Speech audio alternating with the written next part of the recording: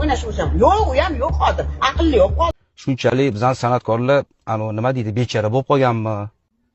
Men bitta qishda shapka, yozda kepka kiyib, mototsiklchilarni ochkasini taqib olib, Yandexga chiqib, shtrafga tushib, shtrafini to'lamayotgan. Gaziga qiynalmayman. Yetarki qurbim yetsin. Endi bu soliq qanaqa darajada? San'atkorlarga solingan soliq. Buni ertaloq qilish kerak edi. Hozir ham hammasini oyog'i kuygan. Madaniyat qatgacha boradi?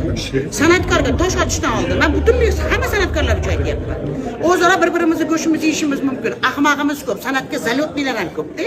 San'atkor, sizlar ha san'atkor deyapsiz, hamma san'atkor emas, ijrochi ko'p. Ijrochi ko'p.